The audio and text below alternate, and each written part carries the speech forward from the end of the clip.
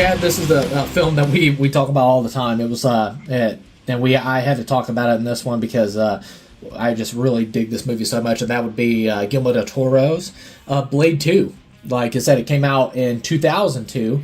It's a of course, Guillermo Del Toro, known for Hellboy, Shape of Water, Pan's Labyrinth, things like that. Spoiler free. First couple minutes, obviously, I'm going to drop spoilers for Blade 1. Blade 1 is this half human, half vampire. His mother was bit when she was pregnant with him. He ends up getting this ability to where no other vampires have this. He is vampires. He has all their strength and none of their weaknesses except the thirst for blood.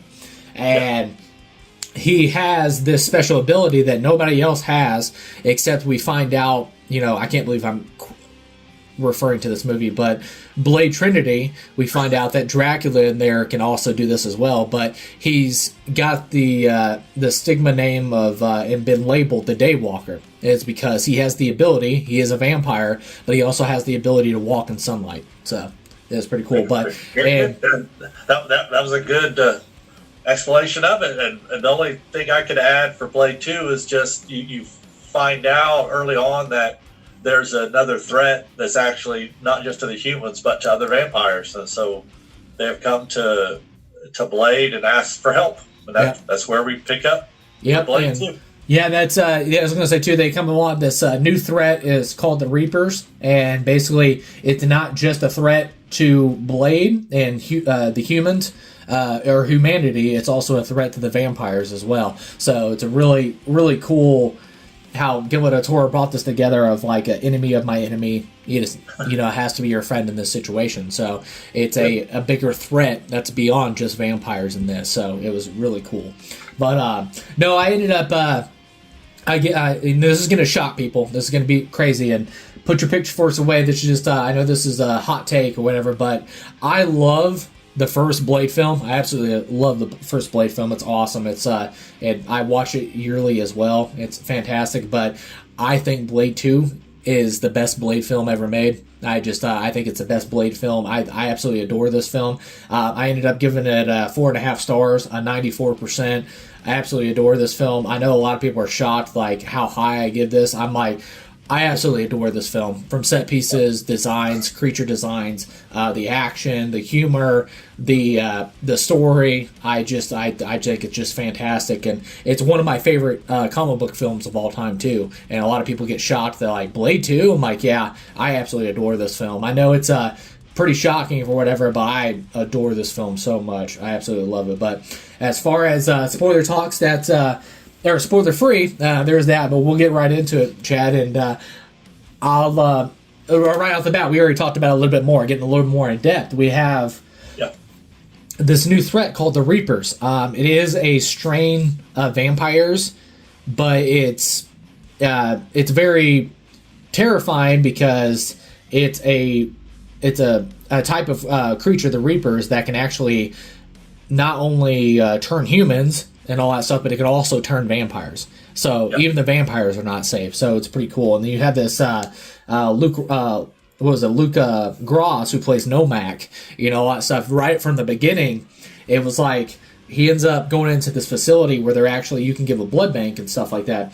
And he ends up, he ends up taking out these vampires and all that stuff. And he, his final thing he says to the camera, he's like, vampires. He's like, I hate vampires. And then all that stuff. So it's a really cool opening of like, so it's just like basically that, and they even say it in the film. It's like an enemy, my enemy is my friend. So I just thought that was such a really cool, grabbing concept right off the bat.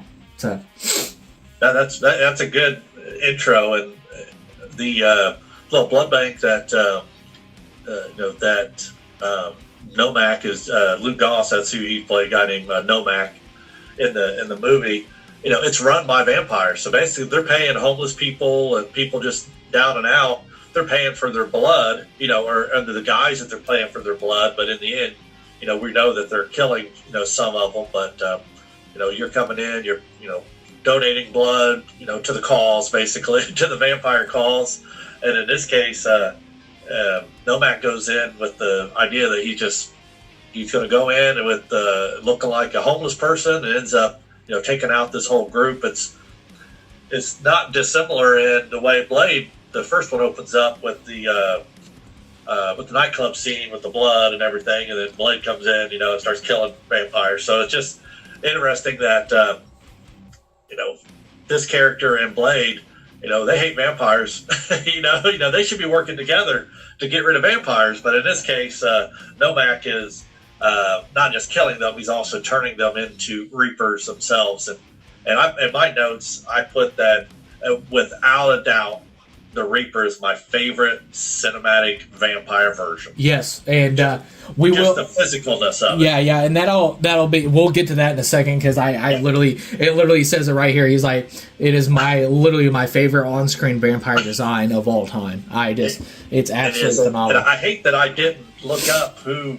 did the makeup for it, but I should have. I'll try to do that while we're talking. But I love and this is our only big budget movie of the four that we're talking about. So this is a $54 million budget, and I know it's a grand scope of a movie, comparative to Deadstream and Barbarian, and then our final one. But it made good money at the box office, and I'm sure that's why we ended up with the Blade Trinity. But for what it's worth. Yeah. But yeah, go ahead.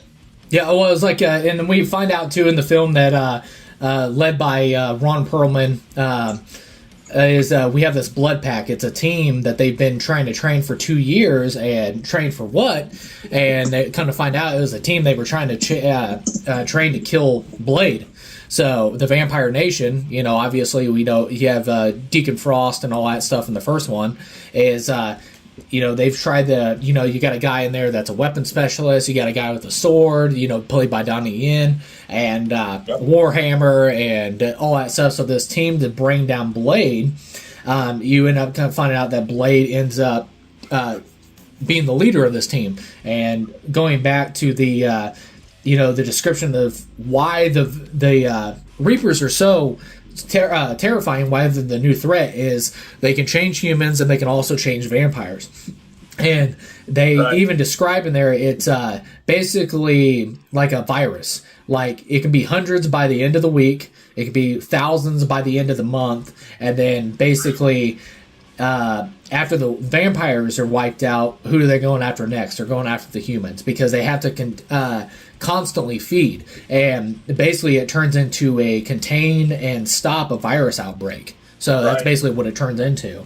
And I thought that. And then they just even describe it as like basically it's cancer, but cancer with a purpose.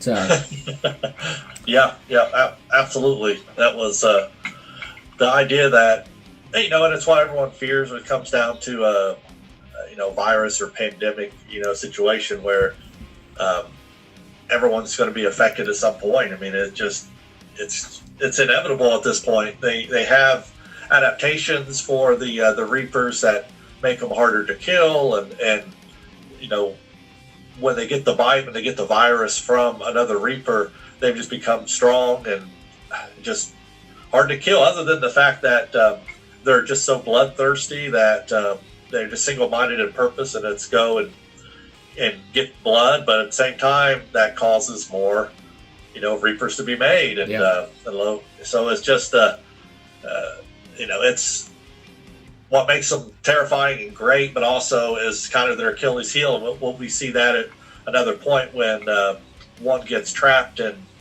can't free themselves, which they said, they're gnawing on their arm like a coyote trying to get free. I'm like, just rip your arm off, man.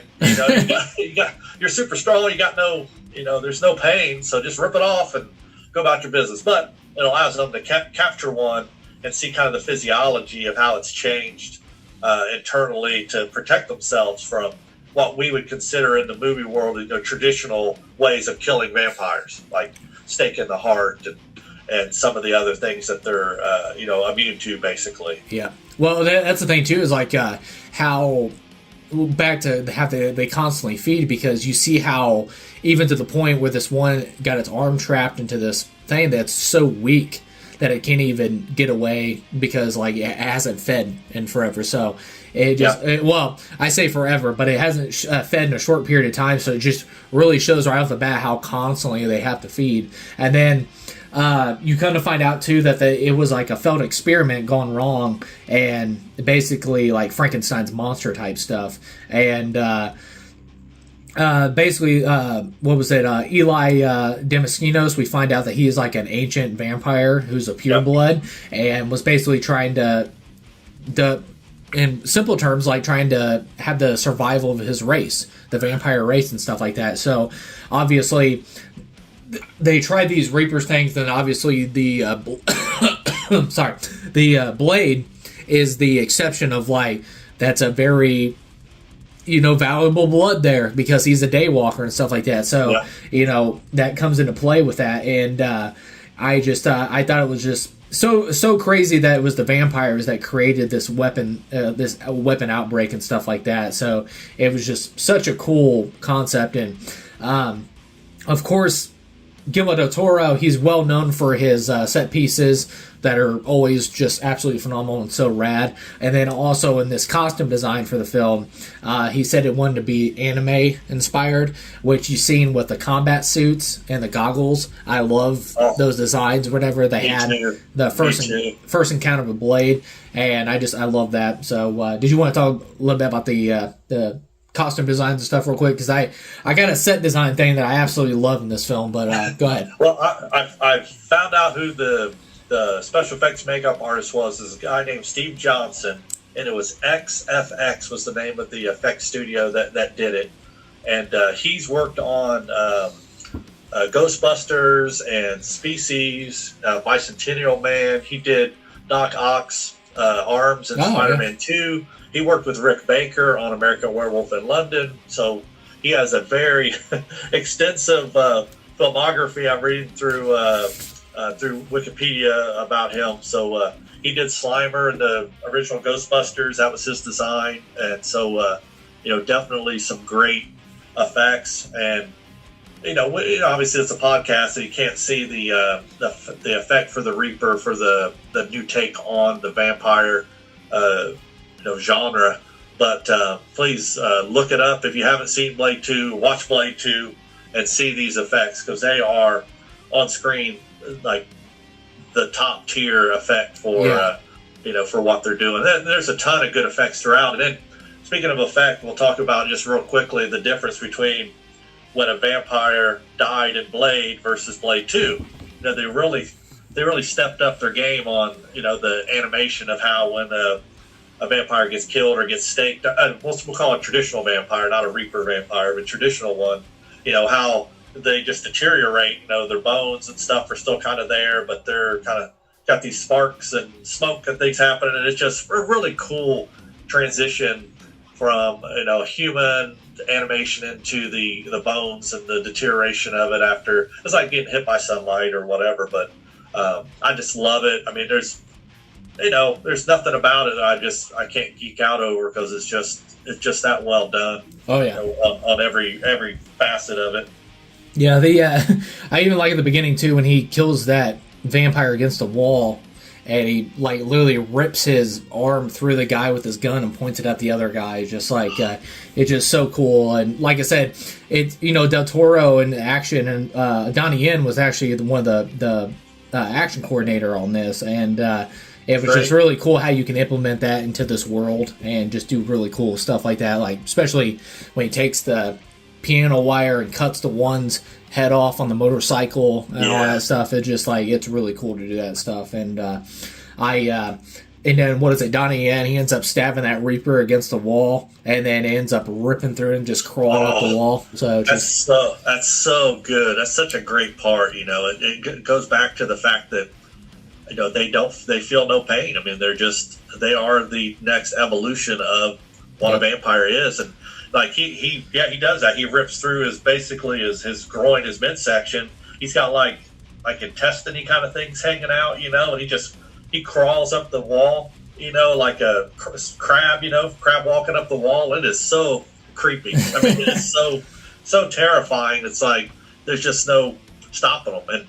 And another scene where the smaller of the Reapers, for some reason they take their shirts off, so they're shirtless, but they got pants on, which is weird.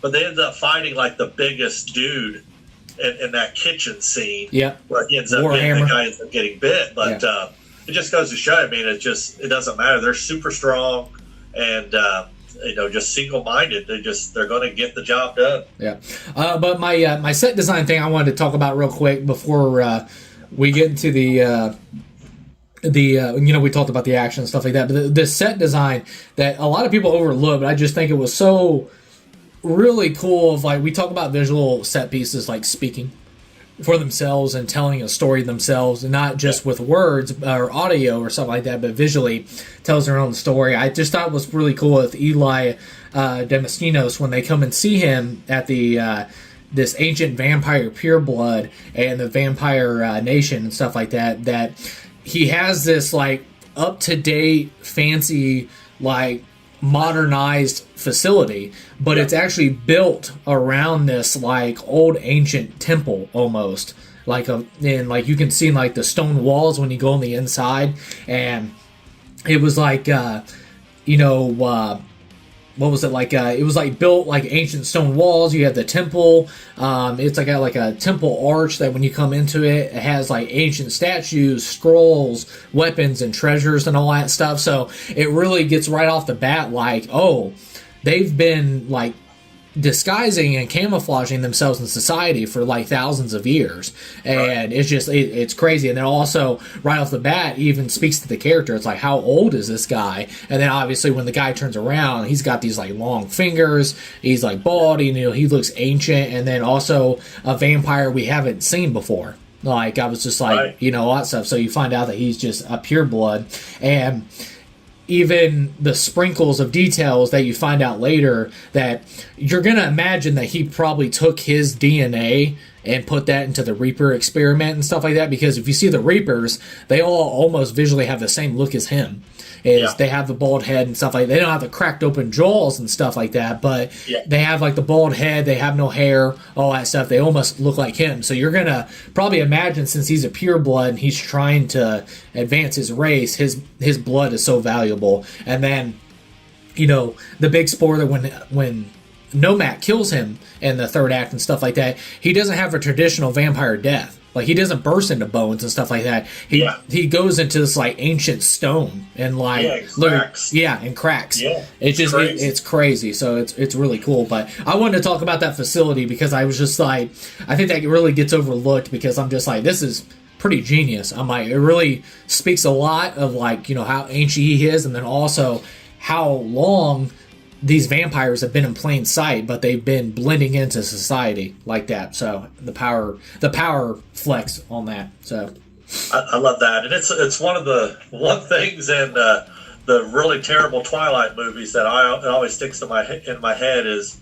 the wall they had of all their cap and gowns, because they've been alive so long and they look like kids. They go to school and they do stuff, and it's like the idea that you're here so long that you want to blend in and you want to keep up with the times, think about like from Dusk Till Dawn, building the bar on top of the ancient pyramid and stuff, that, it's a way to lure people in. And it's kind of one of those things where if he wants to continue to, to grow his vampire dominion, basically, you gotta keep up with the times. Yeah. You definitely do. Yep, and then we already talked about the action. It was done by the action coordinator was action legend Donnie Yen, who also stars in the film. I thought the humor was great. The little banter back and forth with Ron Perlman and Blade, I think it was just so fun. And then of course Wesley, all his talking crap back and forth with the Blood Pack. It's so well done, and little tidbits and stuff like that. When that guy walks up and he was like, he sees that he's a familiar. He's like, "You're human." He was like, "Barely. I'm a lawyer," or whatever. So it's just like little snippets like that. So I just think it's just so well organized. And then this is probably gonna be the remainder of our discussion of the time we're gonna spend on this, because we've already got it a little bit for the favorite on-screen vampire designs of all time is the Reapers.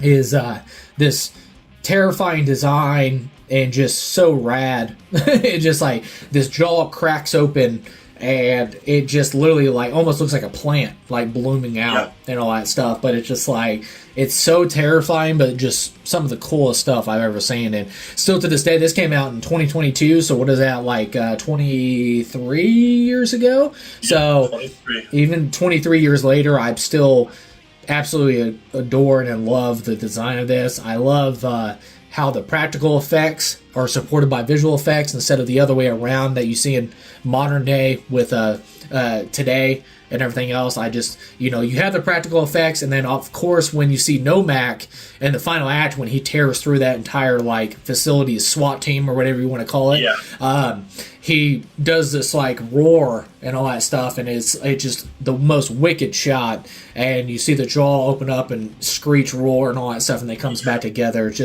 It's so rad. So yeah, it's fantastic. I mean, there's a couple of effects, things that because it was 23 years ago, that you get a fight scene with Blade and a couple of the team members of the vampire guild basically fighting in front of this big wall of lights. They have this wall of lights in their Blade does in their headquarters. Helmut Scud, played by Norman Reedus, they've got these lights set up. So if vampires were to come in and try to get them, they turn on these lights. It's supposed to be a way to protect them. So they have all these features in place in their headquarters to alert them when vampires are coming, etc. But anyways, they use a bunch of digital doubles for some of the fight sequences in there because they're pretty insane. I mean, it's just stuff that a normal human couldn't do. But even then, it's like, man, this is still 23 years ago, but yet it's not bad. It really is not bad. I mean, it was around Matrix time, so they were still kind of figuring those things out. But that's the only thing in my rewatch. I was just like, oh, okay, it's not 100% perfect, but it's not bad. But if that's all you got to say over a movie like that that's so effects driven and so visually amazing, from the set design to the creatures themselves, it's like, that tells you a lot. I mean, that's a 2 decades worth of effects, new technology we've had over the years, where you still watch this, you're just like, man, I don't know that you could do it much better. Yeah. Even today, especially the effects for the Reapers. I don't know how you would do that any better, because they would try to do it probably digitally. They wouldn't try to do anything practical at all. Yeah. Well, they did it in Blade Trinity. It was just like the Pomeranian or whatever you call it, or whatever. And same thing with Dracula. He had the same thing where his like jaw would split open, and it was all digital. So. Yeah. And you could tell. I mean, and we actually get a full-on autopsy scene at one point when they capture the one Reaper that was trapped. So they take him back to their lair, and they're doing an autopsy on him. And it's beautiful. I mean, the effects on it is just amazing. From when she first takes the scalpel and starts doing like the Y incision on him, it's got like this golden yellowy goop coming out of him, not blood. It's almost like pus coming out of him, which is crazy. And then she removes the rib cage, and you see like his internal workings. And one thing I noticed, I noted for our discussion, was that they had these adaptations, evolution, where now they've got this huge rib like shield over their heart to keep from someone just going up and hitting them with a stake, And it just goes back again to just the design of the Reapers themselves. It's like, and they really want them to be, the perfect, not just killing machine, but vampire resistant killing machine. Things that we would know in the vampire world. This is how you kill these crazy things. Yeah, and they're protected. Yeah, and it's a very intelligent scene. It's funny because I was going to talk about that scene as well, and we'll do it now. Is I said the dissection scene in this movie, and I don't understand when it comes to practical effect work that nobody talks about, is like, I literally think it's one of the all-time greatest practical effect like scenes ever. I'm like, it is so good, and I'm just like, and it's so intelligent. I love, like you said, I love how so much intelligence went into the design of this. You've got this bone armor over the heart that.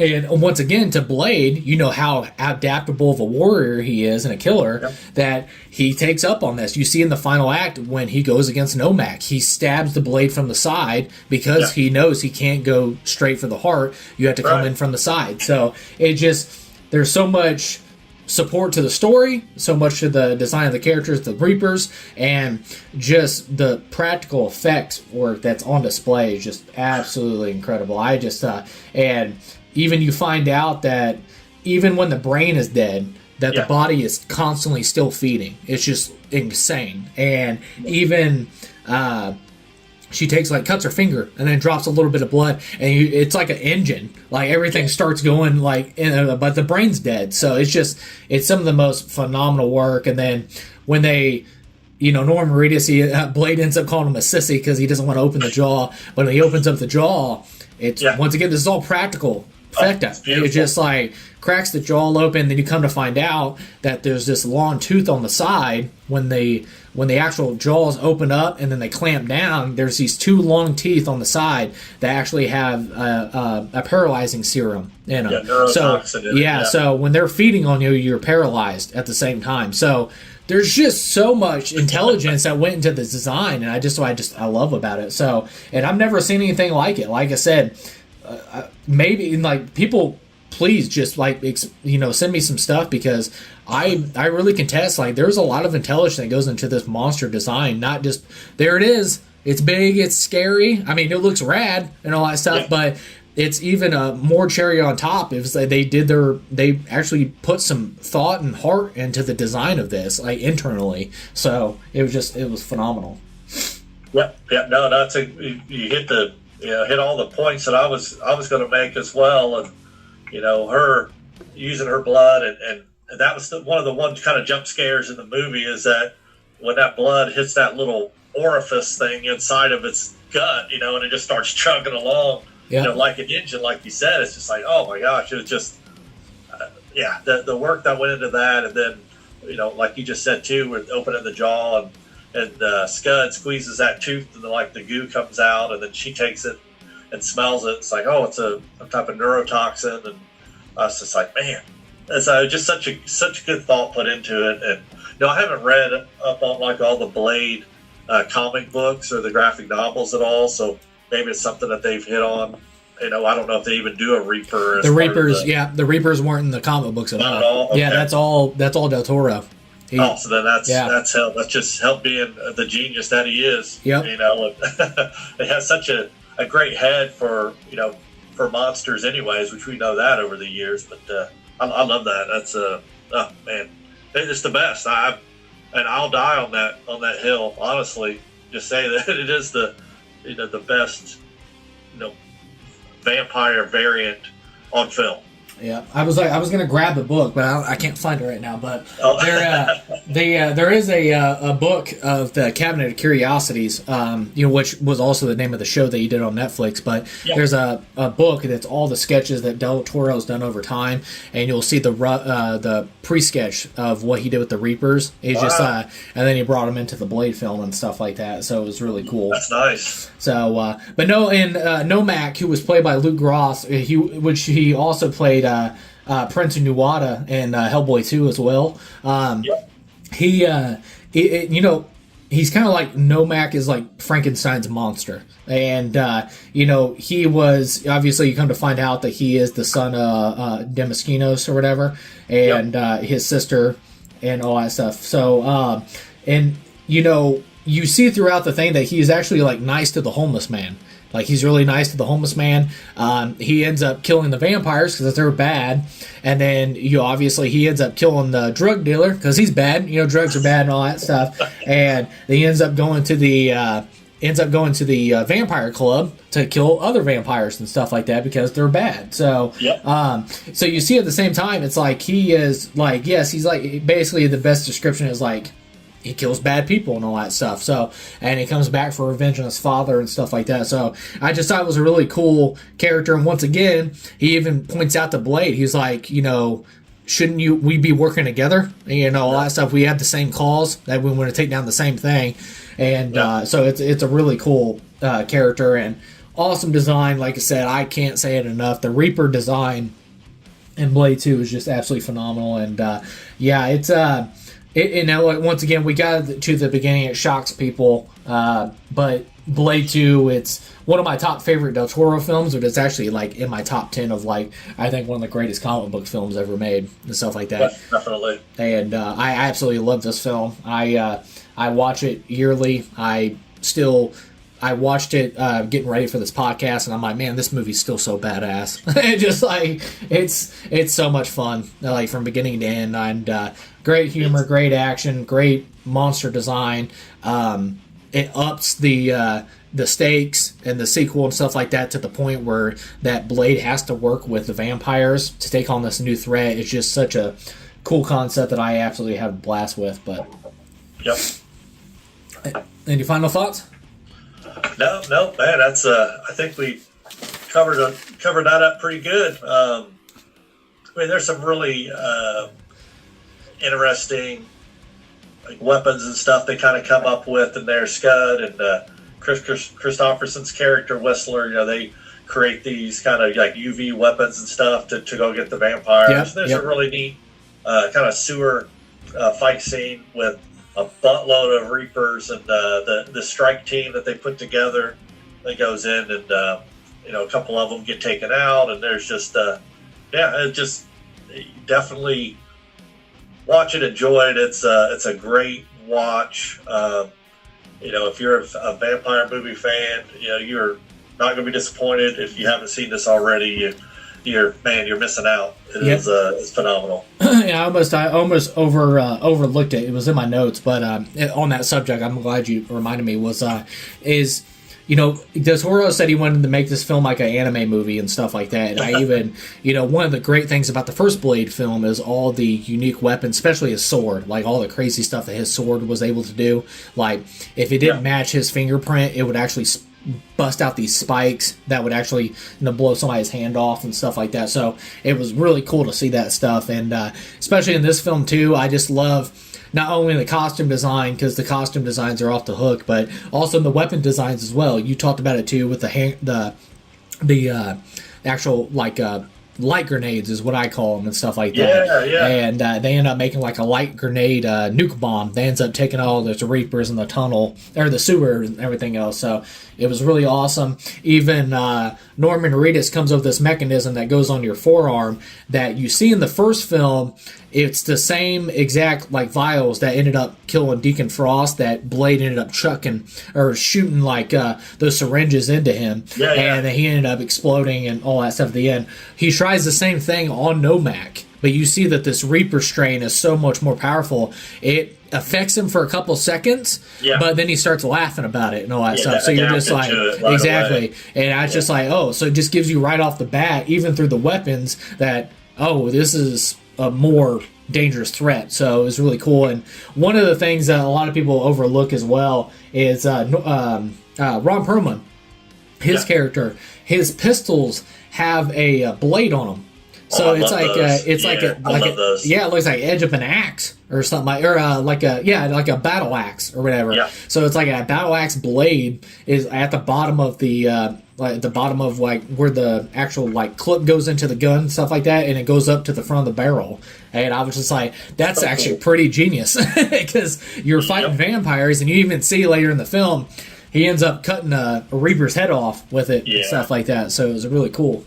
It's the prop design stuff was great, and I think they probably had some input. You see Donnie Yen, he's got a samurai sword, and Ron ended up with those guns with the blades on them, but then the tall dude that ends up getting bit. Warhammer? Yes, the big, Warhammer. I was just like, man, I wonder if they had input into that, or if Guillermo Del Toro just came up with these characters and just here's their weaponry would be different because they're a different age, they're from a different area. All these guys coming together.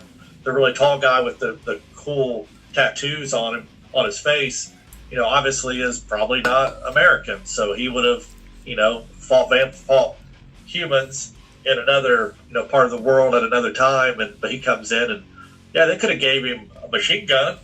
Yeah. Here's your machine gun, but instead he's got a freaking big old warhammer. It's just like, that's pretty cool.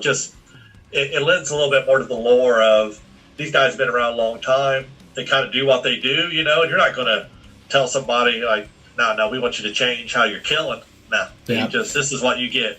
Well, it was funny because it falls in line with that anime inspiration for the movie is Afro Samurai. I don't know if anybody's seen the anime. If you haven't, definitely check it out. But Afro Samurai, it reminded me of this. There's a guy that goes to take out the concept of Afro Samurai. Is he's the number 2 warrior in the world, but you have to challenge the number 1. But the thing about it is, it's like a battle royale for the number 2 headman. Well, he ends up getting this guy to come across him, and I don't know what time period and all that stuff, because everybody's got samurai swords and all that stuff, so you're thinking it's like ancient Japan time, medieval times, blah blah blah. But then you get characters that pop out, and it's this very anime fashion. Is this guy has this crossbow, and it extends out and stuff like that, and it's like, oh, he's got a crossbow, and ends up firing like 2,000 arrows. It makes no sense. And then the guy at the bottom of the actual crossbow, he like cocks it like a shotgun, and it's a grenade launcher that's attached underneath it. So even Warhammer, when in Blade 2, when he comes into that kitchen, he's looking for that Reaper, he twists his hammer, and this big spike comes out the end of it. So it's just big spike. Yeah. So it's just those cool little anime tropes or whatever. I just love that Del Toro influenced that into the film. So it was just so much fun. Right. So yeah, that's great.